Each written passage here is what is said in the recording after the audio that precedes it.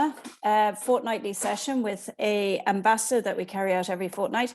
My name is Bridget Barry, and this is Farming for Nature. Farming for Nature was set up in order to inspire and encourage farmers that farm or wish to farm more with nature in mind. And one of the ways we do this is every year through our National Farming for Nature Ambassador Awards, we find exemplary farmers that are able to share their stories and tell us how they farm alongside nature, what works and what doesn't work on their farm in terms of practical actions for nature. So this Q&A session is a great way to listen to those farmers and find out from them. If you've missed any of our previous sessions, they're up on our YouTube channel, and you can listen to them while driving the tractor or listening out in the field or in the car or whatever at your leisure. And if you miss any of tonight's session later in the evening, again, it will be up on our YouTube channel tomorrow.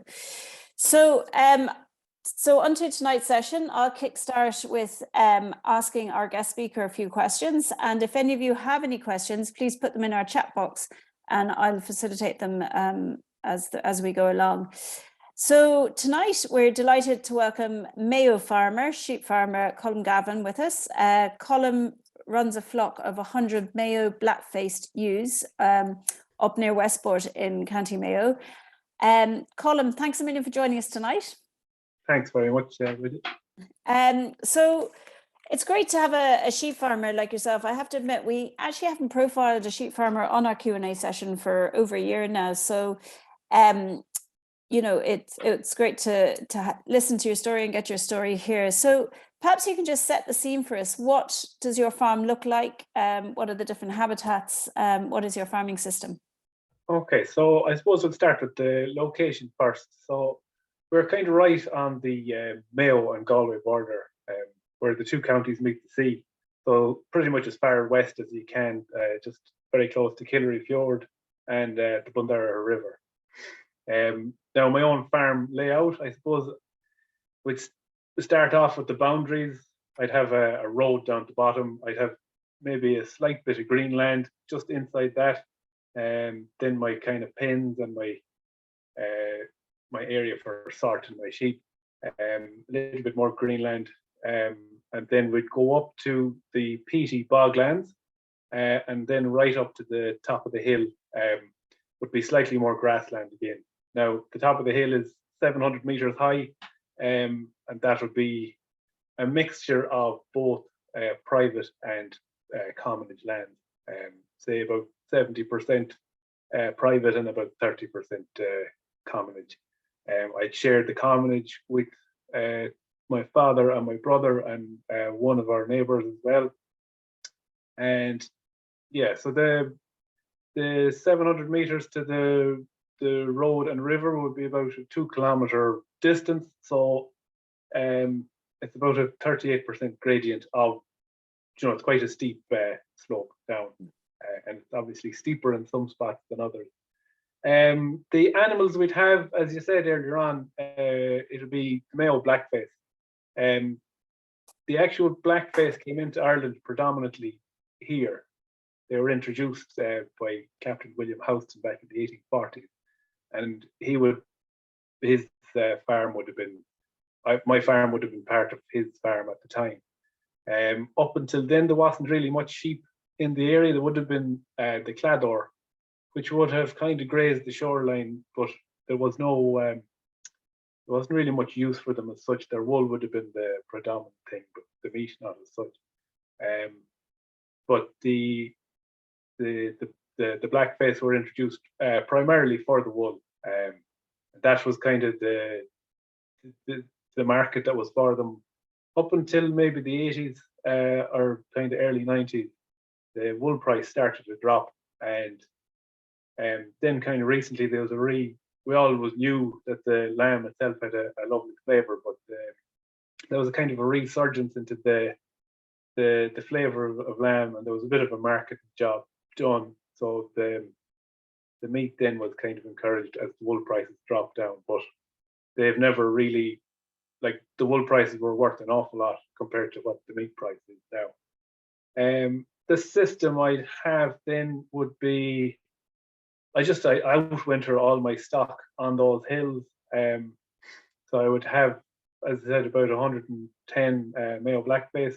I keep all my own replacements. I keep the best Joe as replacements. I keep about 30 of those every year, maybe 35. Sell any kind of older Yos for cull. And I sell all my wethers off to marts and private buyers around between November time. And that would kind of be my setup. Great. That I'd have. And what's your own journey into agriculture, Colm? Like, have you been doing it since you started, like since you could walk, or is it, have you gone around and come back, or? Yeah, I definitely wasn't doing it from the start.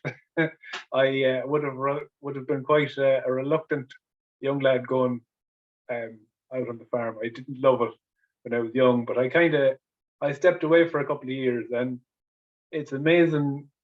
It's amazing that I had this kind of want to go back into it, and then an opportunity kind of came up, and kind of farming my family's farm that have been there for 8 generations.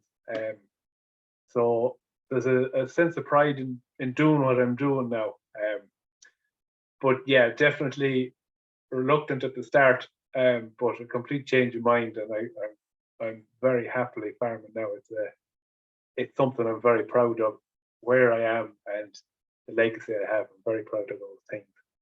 So yeah, that's kind of. And the blackface ewe, so you were saying kind of 1840s it turned up or something, but the fact it's called the Mayo blackface ewe, would it be considered more of a traditional breed now than some of the imports, or?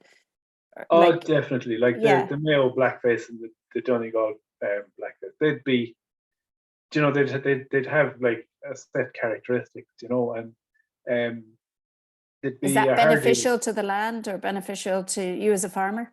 Their characteristics. Oh yeah, like for us ourselves, we find they're the most suitable. I've had a few Chevets there about 2 years ago. I didn't love them on the hill, and like they are a hill sheep, but they're not a hill sheep here, I think.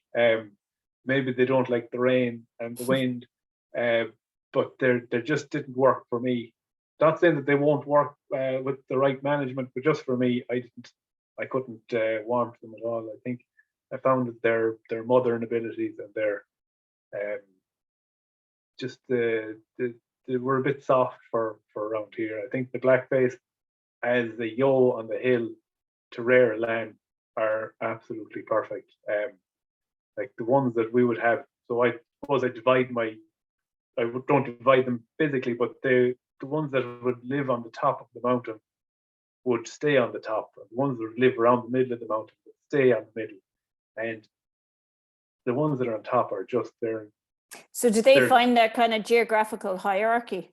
Yeah, like it's all down through the generation. Their mother would have been in that place, and she would have taught them where to go for the sweet bit of shelter and whatever. And same with the ones in the middle. They would kind of follow where they were brought up. They wouldn't change location too much. They'd go maybe 500 meters one way. If they're not, they'll kind of roam around in maybe a kilometer of space. So yeah, that's how they would kind of. That's fascinating, isn't it? Yeah. Like, do you keep the mountain open, as in you don't have fence, like you don't fence it, the different sections, or? So I have fencing on my boundary at the bottom, just so they're not going out on the road.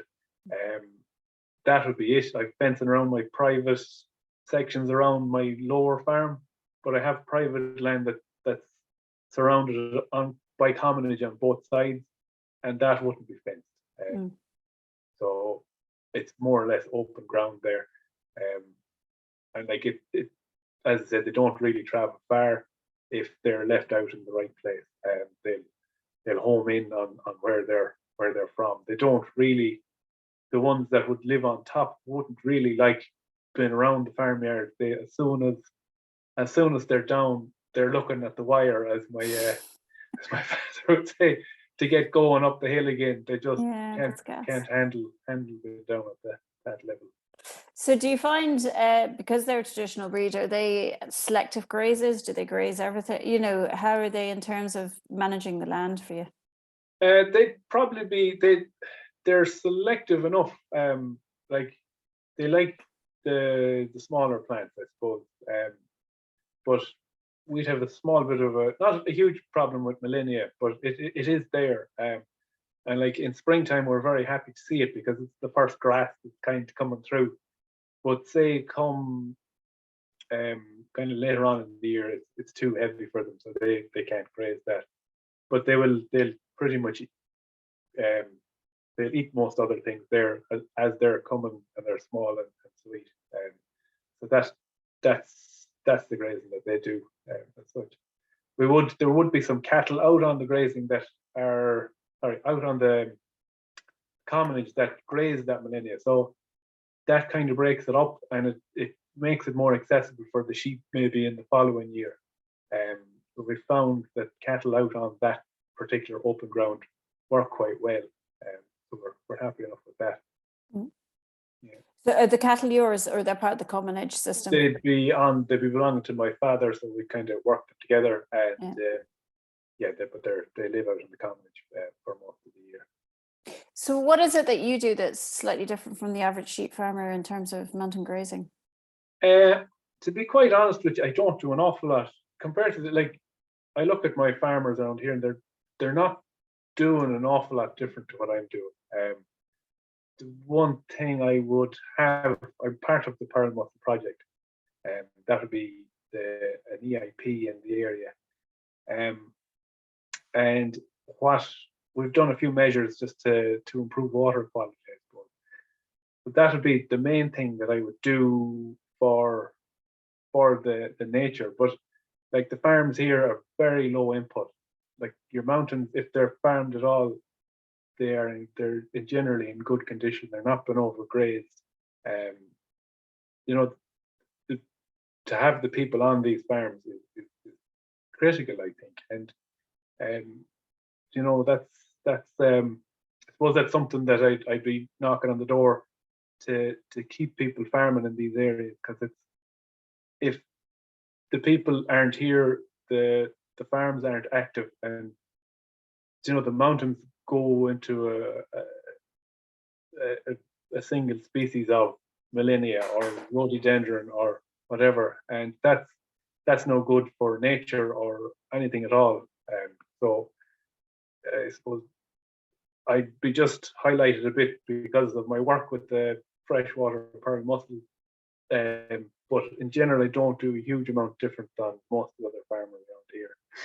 Apart from it's crucial that it's farmed, like you say, like abandonment is the worst. And I suppose a lot of farmers will be part-time as well. So would stocking numbers get quite low as well? And you know, or is there a kind of, what's the correct stocking number would you find for your mountain? For myself, I suppose I find 1 yoke to the hectare is probably apt enough.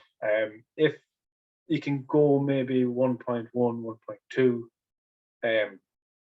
and just maybe vary it at that a little, but that's probably the best method. That'll be my own rate, and I'd be quite happy with that. Like the issues with the Millennia, having more sheep wouldn't necessarily have any effect on that. So you need the heavy grazers in to break that down a bit, you know. And are more and more people getting cattle in, or not really? No, it's there's a few now about the kind of in Connemara, and kind of there's a few trying it, and it's they're finding the benefits, but it's kind of a change of system. Like the cattle were kind of, everyone had cattle back in the farms back, you know, 30, 40 years ago. Every farm had a few cattle, a horse, and a few sheep, and whereas we're gone to kind of the monoculture of just sheep, and just having the little bit of those bigger animals, they do a completely different job, and they kind of suit it a bit, you know. So what I think we're going to try and do is maybe just have cattle out there for the summer grazing period, so that they're not there in winter time for the future. It kind it seems to work our system a bit better, Mm. So you could buy them in just for the 6 months and sell them Yeah. on, sort of thing. Yeah. Yeah, that would be So the that you're plan. not trying to house them in the winter. Exactly. Yeah. Now you're not making. They're more kind of conservational grazing than you're not going to be putting a Belgian blue out there. You'll have a light cattle, and out there maybe even younger cattle would work better up there. Mm-hmm. So you've mentioned the Pearl Mussel project a few times. Can you tell us about it and how you've been involved? Okay, so we are on the Bundara River. That would be the river that would kind of not enclose, but it'd be one of the boundaries on the property that I'm farming on. And that river is one of the 8 top catchments in Ireland for the freshwater pearl mussel. The Bundara River is kind of probably the best because it's the only river, I think, in Europe that produces a juvenile pearl mussel. Now, if you imagine these animals, they live for 120 years, and they've seen an awful lot. They've seen about 4 generations of our 8 generations going through.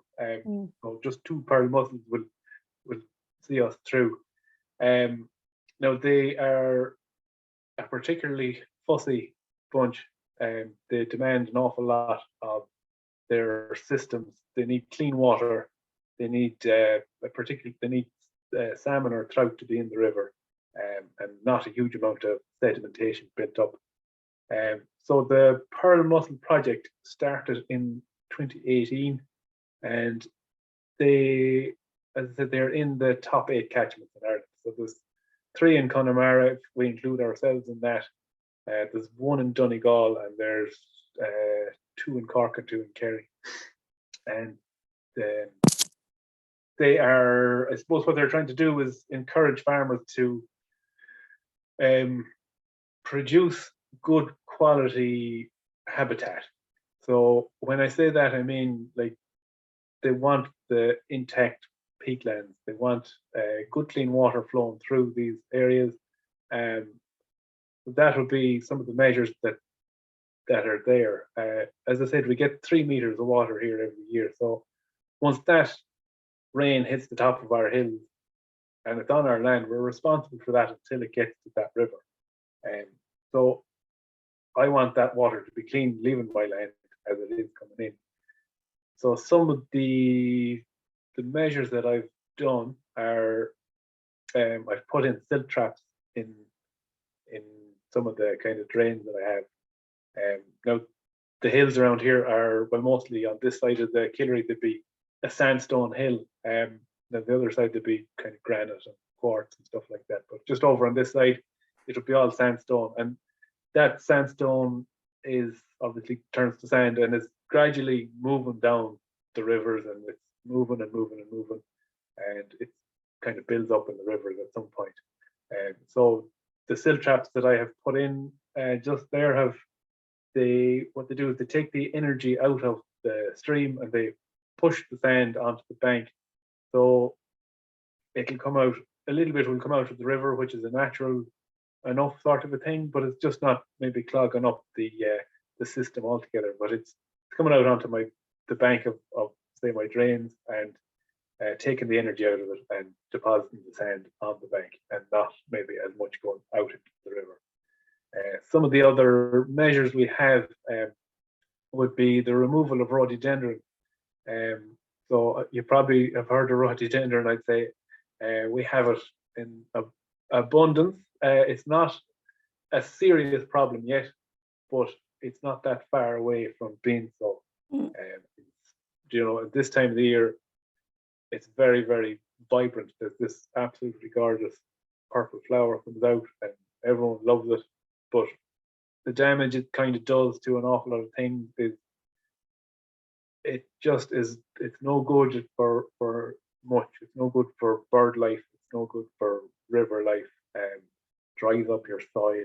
It does. It actually has I learned the name of it yesterday, but I forgot. But it actually puts out a pheromone into the soil that other trees can't grow when it's there, and even when it's dead, it has trouble kind of other life has trouble kind of growing where it is. So that would be kind of some of the measures that we've been involved in. But I suppose the Pearl Mussel project, for years, we have been told, like, you can't do this and you can't do that.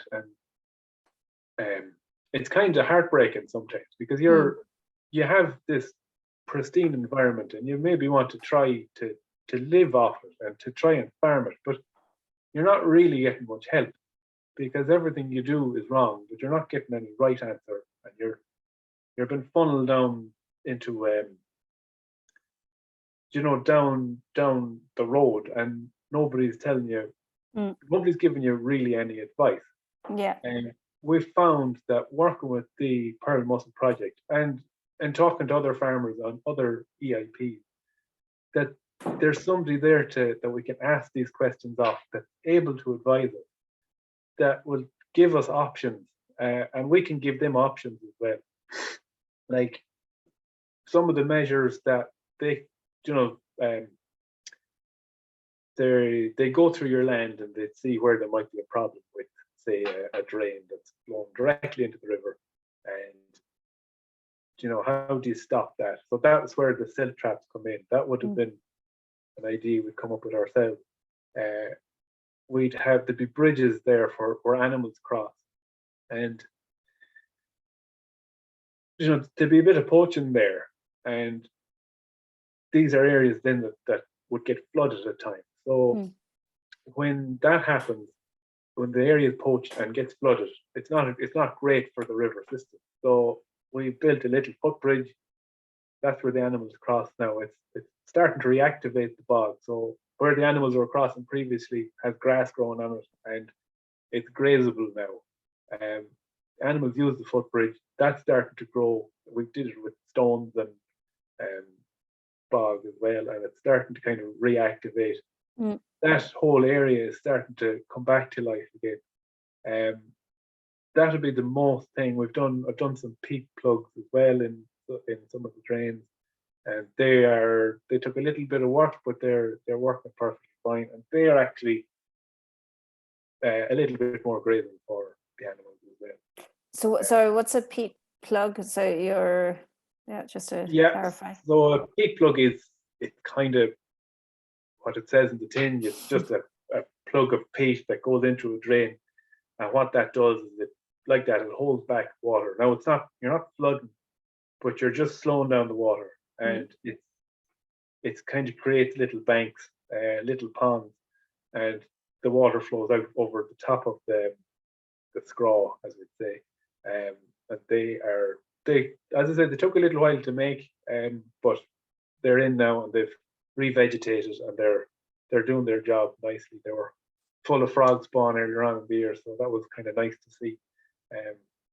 It was great to see. One of the other things, sorry, Bridge. One of the other things about the Pearl Mussel project I found was that the network that we developed kind of between our own local farmers was key as well. Like we'd have training days, and it was just a chance for us to meet up in kind of a nice setting, and not, we were kind of learning and having a bit of crack, and meeting each other. And I think like that's very important, because it can be quite an isolating place out here.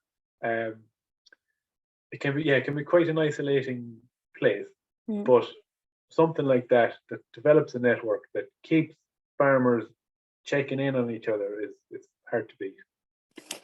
And just on that, how many farmers are in your catchment area? Oh, I actually don't know. I can't give you an honest answer. 550. It'd be over, probably. I think it's 48. Okay. Yeah. Brilliant. Yeah, that's great, isn't it? So there was kind of a big buy-in and stuff. And I suppose the fresh pearl mussel, it's an indicator species, presumably. So it's kind of, you've done all these measures for it, and it's presumably, hopefully, it's kind of restored it a bit and brought back up population numbers. But have you noticed other nature coming back as well as a result?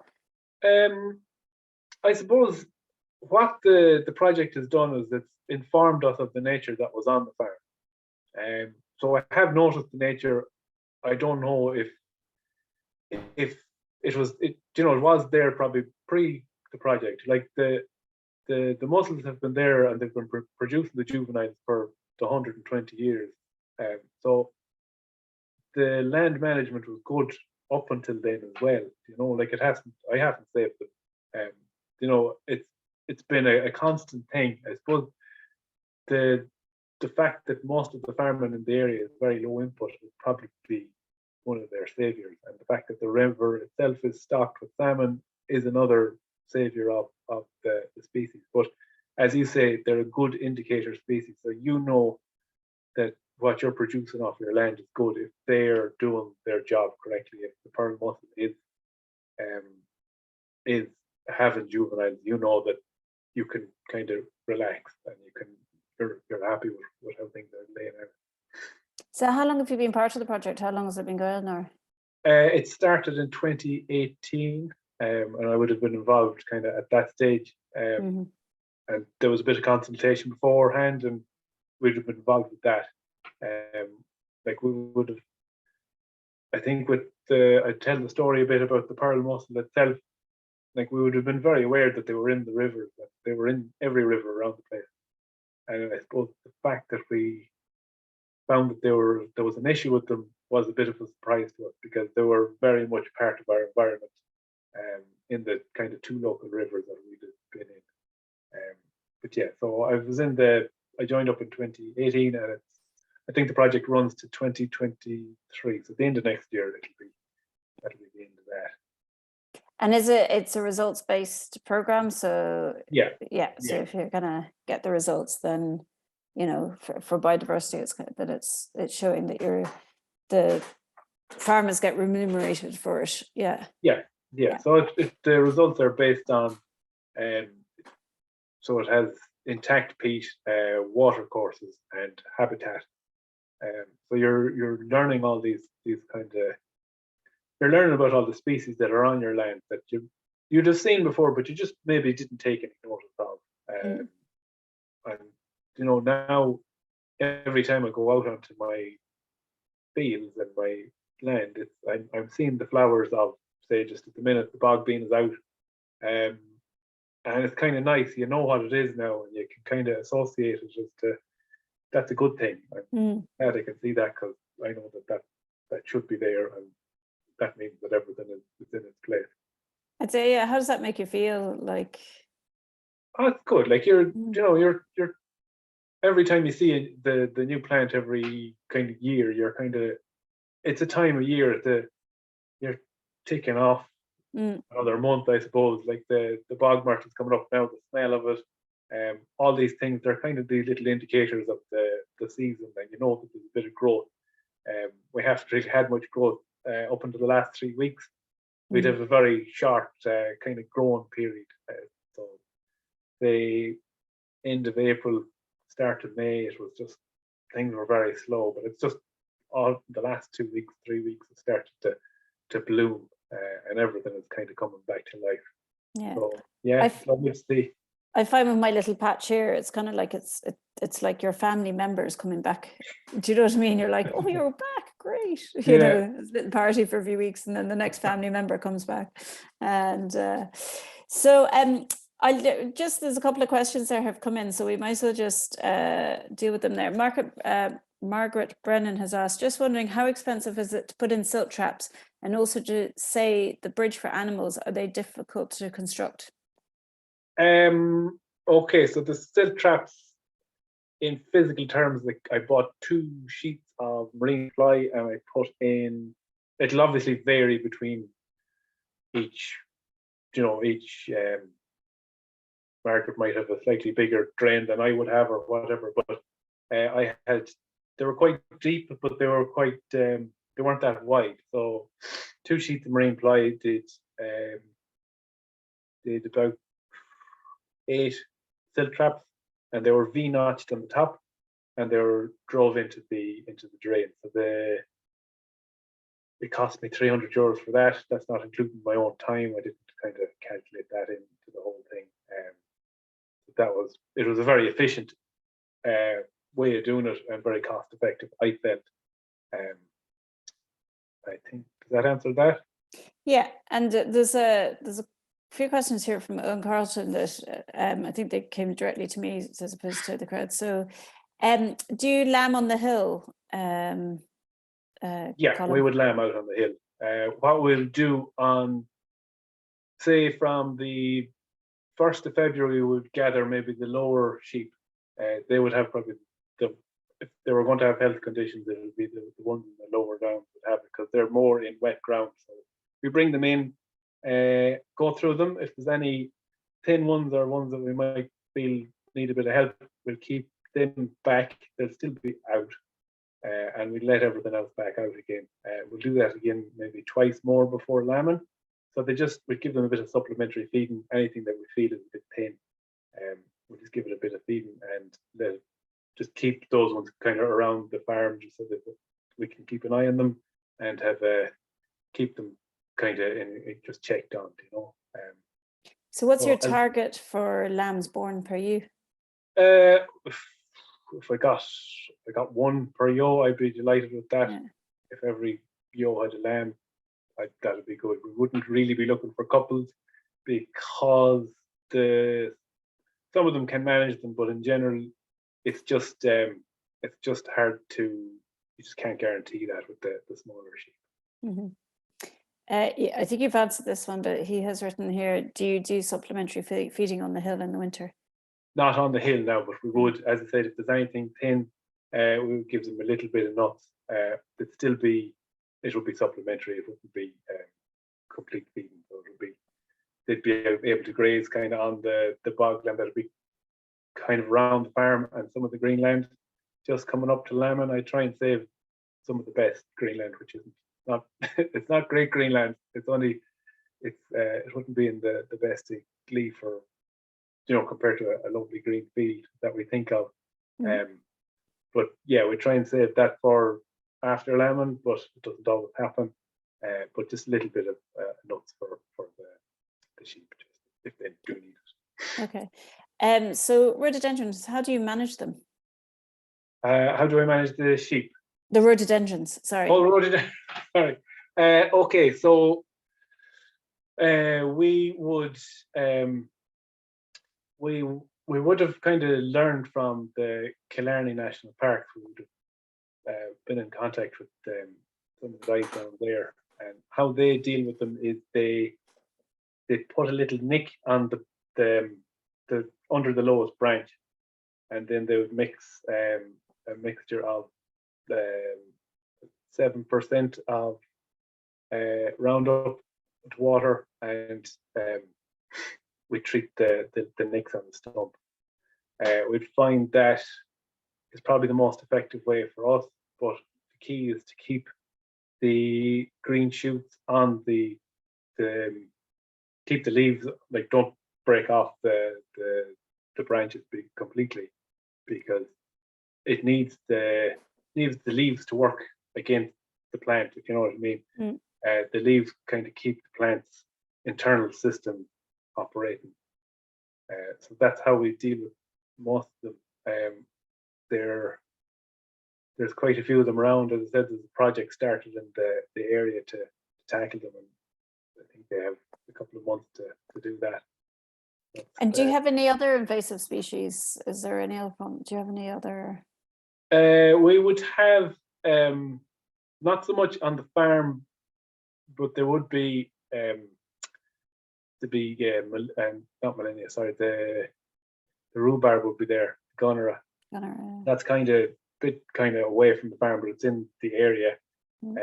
Mount Brescia would be along the riverbanks quite a bit, and that's kind of like most of the riverbanks, just through the nature of the movement of sand, are quite a sandy thing compared to the bog that's around it.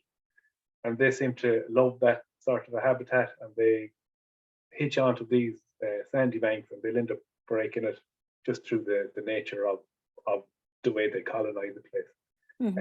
So it's quite, you know, they're very effective at what they do.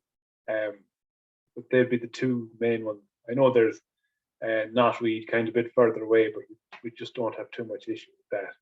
And there's no Himalayan balsam or anything like that around. So, And is burning a problem in your mountainsides, or? no, it's not, because I suppose they're all grazed, and not heavily either. Like there seems to be a nice balance there at the minute. I think like in our own hill, I think every commonage is actively farmed, and like that's good at keeping the control of that. Like there hasn't been any burden on my farm or on our hills for quite a good few years. I know there probably is a bit further away with gorse and stuff like that. We don't have huge issues with gorse. It's there, but it's not too much of a problem where we are.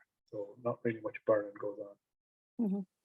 And then the final question that Owen has, and he thanks you for answering all his questions that he sent on to me, is do you farm in an SAC? Yeah, the SAC would be I do. The Pearl Mussel would be the SAC. Yeah, fair enough. Denise Durkin has asked, hi, very interesting. Do you need to fertilize the land at any stage? I do, but I just started this year to. I got a bit of, you like this one now, Bridget. I got a bit of inspiration from down in Kinvara when I was talking to the Korean natural farmer lad.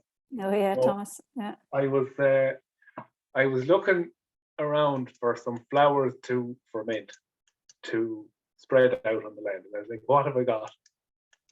Looking at nettles, but it was kind of a bit early for nettles, and it was a bit early for a lot of things. But there's one thing that we do have a lot of is seaweed. So I snuck down to the shower and I filled up a rake of seaweed. I put that in water and I fermented it for a good few weeks. And I spread it out once, just the water from it. But now I have some of the same water and it's gone really active, and it's absolutely stinky. But I know that it's active and I know it'll go out quite well. I put it 1 part to 10 with water out, and I just spray it out, and it's quite handy to do. I kind Can of you do that in a tractor, or are you kind of hand back sprayer? Oh no, quad. Oh, quad. Yeah. Okay. Yeah. I'd be looking to get. I'd like to get it measured, I suppose, on my own places to see what sort of biology comes out of it. And I'd like to. I've kind of tried to source maybe a student that will come and just measure, kind of do a profile of my grass, and I'd keep an area that I'm not using it in, and then kind of everywhere else then just to take measurements and just to see if it's any good, if it's working, and if it's good for the soil biology. And would it be worth kind of just digging a hole and seeing the comparison between what's in what's in where it is and where it's not? Like we don't have much problem with earthworms and stuff like that. Like they're there. I suppose the land is I feel it's in quite good biological nick, but I suppose it can always be a bit better. And I know one time we did a grass sample to see maybe what was lacking in the grass, and it was kind of, that's a good few years ago now, but I'd like to do that on a year, maybe a 2-year base, so I can see throughout the year maybe what might be missing in the grass over that period of time. That's I'd like to have a full profile of the farm and how it kind of goes.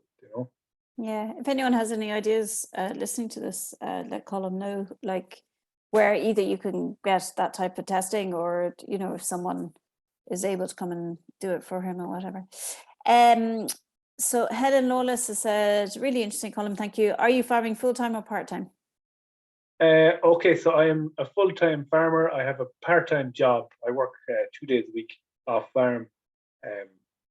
It's kind of, sometimes it's for the social side as well, to get out and to meet other people, and it's just a nice bit of a change.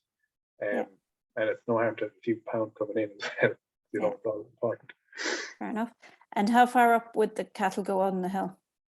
So for the good weather, we'd see they're a sign of good weather if they go up the hill. We'd see them up at probably about 400 meters high. They'd kind of rise above the millennia a bit, and they'd kind of spend a bit of time up there. They could spend a couple of weeks up there. They'll move around a lot. You could see them anywhere on the hill. Not anywhere, but they will move around all the time. You'll know if it's a bad day. You'll know wherever they are is a nice place to be, because they'll always find a really sheltered place on a bad day. So it's interesting. You get new stock every year, but they're still kind of happy knowing where they need to go, and yeah, they seem to work it out. Yeah, they seem to work it out, especially the lighter breeds. The ones like we had Galloways there for a little while, and they just seem to have a natural instinct to where to be. They just looked the part up the hill. They kind of got on with it, and no problems. They wouldn't. There's plenty of bog holes they could have got stuck in, but they never did. So that was kind of handy, because if they did get stuck somewhere, it just would be an awful pain. Yeah. So Mary Hoy has asked, but I think you've kind of answered this, that you don't test your soil, but do you test your soil, and where is the best place in Ireland to get soil tested? I haven't tested it we had to test it a couple of years ago, and I did test it, but I haven't tested it in about 5 years. So Fair enough. Unfortunately, sorry, Mary. Yeah, that's good. So just because it's farming for nature and stuff, I mean, have you noticed much? You kind of spoke about some of the species, the flower species and stuff that are on your land each year. Is there anything else that you've noticed has come back to your land, Colm, or that you've kind of feel that is a success story of your land? I suppose, yeah, like this. I'm taking more notice now, I think. So they may have been there, but I suppose it's me that's changed, not necessarily the land. And yeah, like there's a lot of just the flowers and the birds are key there, I suppose. But the flowers and the diversity that's in the sward on the bog is kind of eye opening. Like when we would have looked, I have one particular field, and when I looked at it 6 years ago, I wouldn't have thought much of it. It doesn't look like much, but insofar as a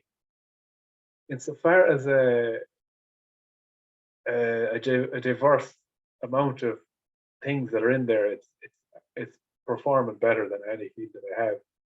So it's got everything in it, and it's like if you looked at it and you were coming from lovely green ryegrass fields, and you come to look at this, you'd be like, what's this lad doing at all, But yeah, I think it's me that's changed more so than the farm, and I've noticed the life that's there now. I probably have a bit. I was always kind of aware of it, but I have more knowledge now, and I have more awareness of what's there, and it's nice. It's lovely to see, and I love showing it off, I suppose, to anyone that's coming past.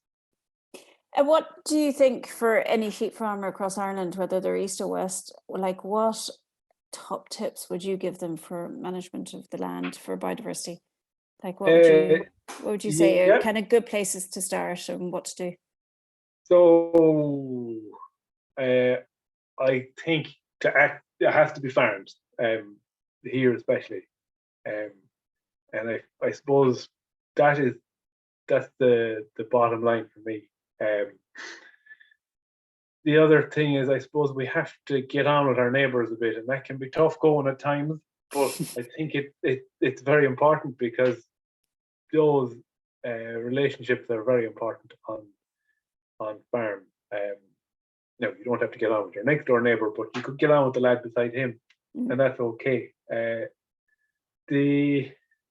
suppose there probably could do have been a bit more research on the uplands, I feel. I know a couple of years ago, if I wanted to put a dairy farm in there, I'd get the finest of information. But like that. There's quite a lot of uplands in this country, but we're not. The research isn't there for them as such. I think, say, our bodies need to, like our education bodies need to improve an awful lot on that.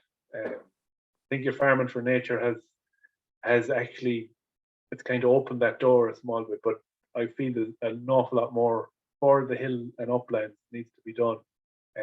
The information just isn't there just yet. So if someone, say, someone inherited or, you know, took on a farm and, you know, somewhere either on the Western Seaboard or maybe up in, say, the Wicklow Mountains or something, and they were like, right, what could I do first? I want a sheep farm. I mean, you were kind of mentioning that maybe obviously having companion cattle could be an option is one thing.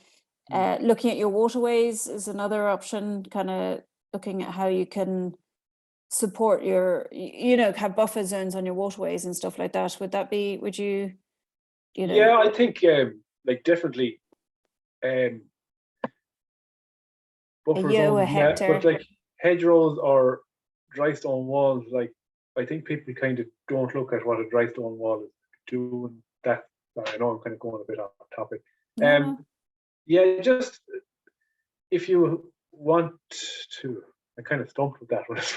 No, not at all. Sure, look, think about it, and if it yeah, comes to I think like we'll definitely do it. Yeah. I wouldn't not do it, but don't be afraid to talk to your neighbours. And like if there's something working in a system, it's working. It's there for a reason. So if there's sheep there, maybe keep the sheep there. If you feel there's too many there, reduce it. If you feel there's not enough there, increase it, and just monitor it very closely. It's yeah, it's definitely, you know, it's not going to happen overnight. It could be a 5 to 10 year project just to see where you are and to see what works for you. But don't be afraid to try new things. Don't be afraid to plant a few hedgerows. You know, but don't be afraid to sneak down to the sea and get the seaweed. Yeah. Don't be afraid to try those things, even if people think you're half cracked. Sure, let them off. Mary Tuberdees asked here, why did Colm switch from Galleries? Well, it wasn't me now, as I said, it's my father, but we found that just for year-long grazing up the hill, we probably need, like, just for ourselves, that system just didn't suit us, I suppose. Like, I think they probably would need a bit more supplementary feeding than we were giving them. So that's kind of where we were thinking of heading away from them, you know. So you moved, sorry, from Galloways to 3/4 cows, or what have you moved to? No, we ended up just with a couple of Galloway calves, and we sold their mothers. Just they weren't necessarily thriving for the system that we had there. So you're just not keeping them year on. You're getting new ones each year, but you're sticking with Galloways as a breed. Yeah, well, they'd be kind of anything kind of small and life kind of keep. Got it. Yeah. Helen notices, Colm, lovely to hear you speak about diversity on your land and that it's productive too. Do you have hill walkers on your land, and what's your experience with walkers? So yeah, we definitely have hill walkers. I'd say every day of the week, I have hill walkers on the land. I've had every kind of experience with them. Some really positive and some not so. I suppose one thing I like is a bit more interaction with landowners as a hill walker. Like I've met people that nearly pushed me out of the way to get into my gate to go up the hill and wouldn't even say hello. And then you have other people that can't do enough and are very appreciative of what you do. We get people with dogs up the hill, which doesn't suit at any point. And we get people that would be quite contrary with us if we kind of stood in their way. So I've had everything. We would be farming right across from Wheelwray, and I know that that's definitely more access than us. And I know that they probably have more problems between cars parked, leaving gates open, dogs. But I think the conversation needs to be had with all the bodies, the hill walk in Ireland, the farmers, and I think everyone needs to be in on this. Like, there's people up my hills and I can't really stop them, but I think we need it managed an awful lot better, because they're kind of going all over the place, and I have no control of them. If it was managed and the access points were there, and there's a lot that we can learn from the two mountains that have kind of access. So there's one is McGillicuddy Riggs, and there's another mountain that's very close to us, Ben Clefa, which is over near Colm. Now they've worked out insurances and parking points, and they've done an awful lot to get access for hill walkers, but it's taken 10 or 12 years to get that, and it's a long road, and I've thought about doing something about it, but I haven't kind of gone on to the next stage of actually doing something about it yet. And I suppose if you came a Waymarked Way or something, you'd be looking to get support in order to do that. Yeah, of course. And just I've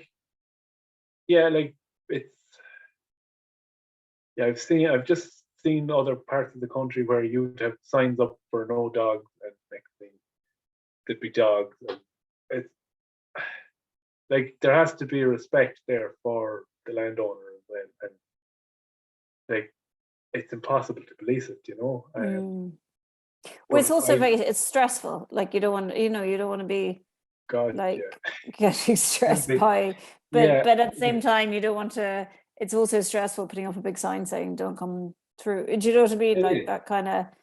It's trying to find that middle ground, I suppose. Like, I've had people come with dogs and going up the hill, and I was like, I'd be quite nice, and I'd be quite pleasant about telling them that they can't, and they get cross with me, and I'd just be thinking in my head, I said, "You're very lucky that it's me you met, and not somebody else, because they wouldn't put it in any uncertain terms that you shouldn't be there." And it's about just opening the conversation and opening the lines of communication between everyone, because the people are doing it, and I'd love if it was done in a more managed way, because they're doing it anyway. So, yeah, it's a whole other conversation. Owen Carton has written, Colm, Colm, you're so right about the need for research and demonstration of best practice of flock and habitat management. Helen Knowles is responding to that thing about hill walkers. Very informative answer. Thank you, Colm. There are moves afoot to review mountain access project and expand it to other areas. It is a model for managed access and good relations. So there you go. So just moving, we're coming towards the end. If anyone's got any final questions for Colm, do send them in. Colm, what do you think is the biggest challenges for sheep farming in Ireland and the future of sheep farming in Ireland? Well, I can't really talk about, I can kind of really only give my view on here. I can't talk for somebody in the east or wherever about sheep, because I wouldn't even know enough I couldn't even give an answer. But for here, the biggest challenge is people, and like, I know not so bad in Mayo, but like 500 yards across the bay there in Galway, having young people living in our area is absolutely, it's impossible. And there's issues with plan information, and there's an awful lot of issues like that. And I think, like, we're here trying to save the pearl mussel, but the human is sometimes the person that is the rare species. They're the endangered. And like, without the human intervention there, those other areas, like, as I said, the area has to be farmed. If it's not farmed, there's a knock-on effect there, because we're gone to that stage where it has to be farmed. So there's a knock-on effect where all these other species would be failing if it wasn't farmed kind of in the manner it is in our best, and the best knowledge that we have today. So I think people would be the key, and to encourage people to live in these areas. I think it's a great place to live, not for everyone, but I am very happy out here. I have a very good quality of life. I work for it, but I do really love it. But yeah, that's I just think having people here is critical. Yeah, that's fair enough. And it's just lovely to hear from you, because you're an 8th generation farmer, and you're looking to continue throughout and keep it going and keep it live and strong. So well done to you, and also well done for all your work in the Pearl Mussel project and sharing that with us. I think we've come to the end of our session, unless anyone's got any more questions. Colm, thanks so much. That's really inspiring and very informative, and I now a bit more up to date on sheep farming. As people are coming in here saying thanks very much, an interesting and informative talk. I suppose if it's really nice to have eloquent speakers like yourself talking about the subject area and just helping to inform us all about it, and sharing it with us, no matter what our farming system is or land type is. I think we can all learn something from each one of our ambassadors. So if anyone's got any further questions for Colm, feel free to email them to me and I'll send them on to Colm, or there's also our forum online that you can write any questions on about any farming system or land type and stuff, and that will be forwarded on to farmers that are relevant in that area. Our next Q&A is in 2 weeks' time, in 2 Tuesdays' time, with Aoife Riley, who's also from Mayo, and she'll be talking about running a productive horticultural business on 7.5 acres. So do join us in 2 weeks' time, 2 Tuesdays' time, whatever, I think it's 31st of May.